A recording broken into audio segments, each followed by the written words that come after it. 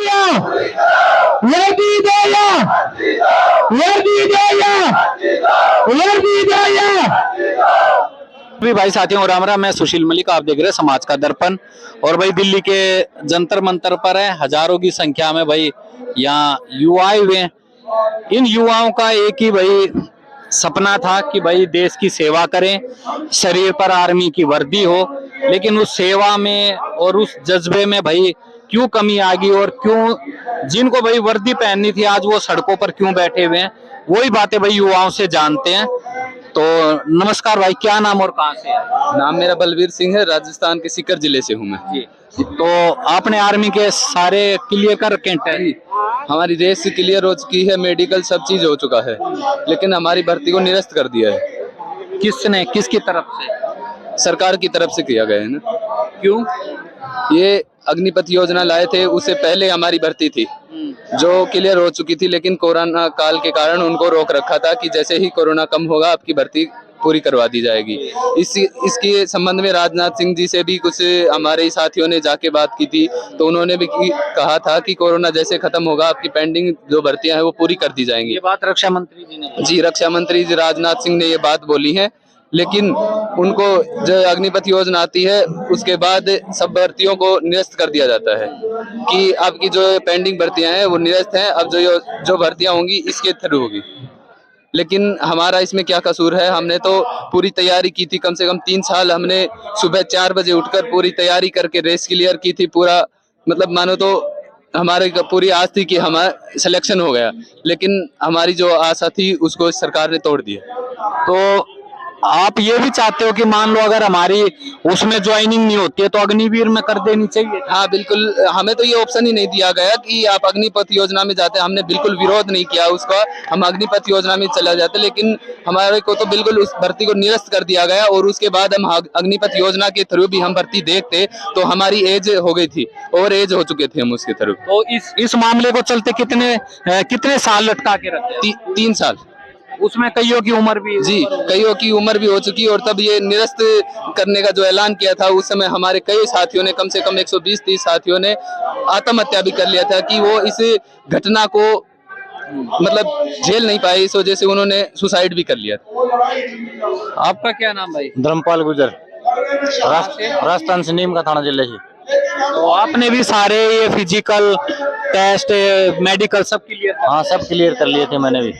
तो मोदी सरकार में तो कहा जाता है कि अमृत महोत्सव चल रहा है, किसान हो, युवा हो या जवान हो, सबकी मौज हो रही है। नहीं, कुछ मौज नहीं है। ये देख लो ना, आपके सामने कितने युवा साथी बैठे हैं। इसी को हर कोने में, हर स्टेट में यही हाल है। अभी राजस्थान में चुनाव हुए थे, मोदी जी को बम्पर जीत भी मिली, तो कहीं ना कहीं युवाओं का विश्वास तो था उसमें। हाँ, कहीं ना कहीं था वो, लेकिन ये युवा थे आर्मी वाले, इनका तो नहीं था।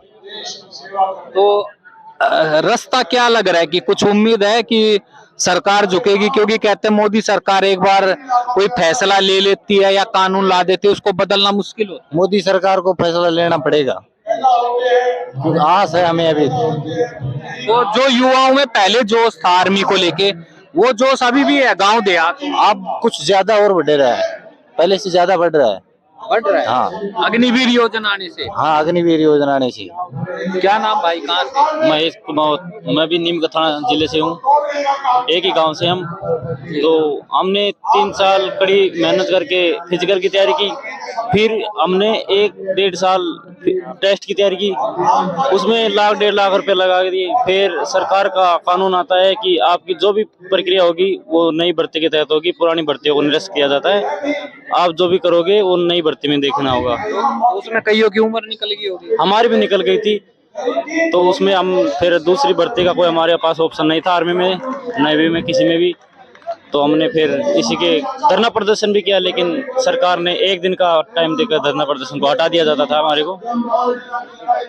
नमस्कार जी भाई, क्या नाम है आपका? नमस्कार सर, मेरा नाम रोशन सैनी है, राजस्थान का मैं रहने वाला हूँ। सीकर मेरा जिला है, नीम का थाना तहसील, जो अभी नया नीम का थाना जिला बना है। सबसे बड़ी चीज कि जो बड़ी मीडिया है वो आप लोगों के बीच में नहीं आ रही। बड़ी मीडिया यह है कि हमारी आवाज को दबा रही है, और जो हमारी पेंडिंग भर्ती है हम उसकी आवाज उठा रहे हैं, लेकिन उसी आवाज को वो नहीं उठा रही। और वो बीच में ला रहे हैं कि वो अग्निपथ की विरोध कर रहे हैं, लेकिन हमारे को अग्निपथ के बारे में कोई लेना देना नहीं है।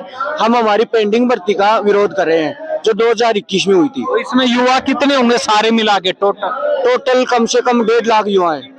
1.5 लाख युवा जिन्होंने फिजिकल मेडिकल सब क्लियर, फिजिकल मेडिकल सब क्लियर है। तो कुछ उम्मीद है राजस्थान से जंतर मंतर आए हो चल के? अब उम्मीद तो करके आए हैं, मोदी सरकार से हमारी विनती है कि हमारी भर्ती की प्रक्रिया को पूरा किया जाए, अन्यथा भर्ती पूरी नहीं होगी तो हम यहाँ पे धरना प्रदर्शन आगे भी जारी रखेंगे। तो आप लोग ये भी चाहते हो कि अगर हमारी भाई अगर आप अग्निवीर लाए हो तो हमें अग्निवीर में दे दो?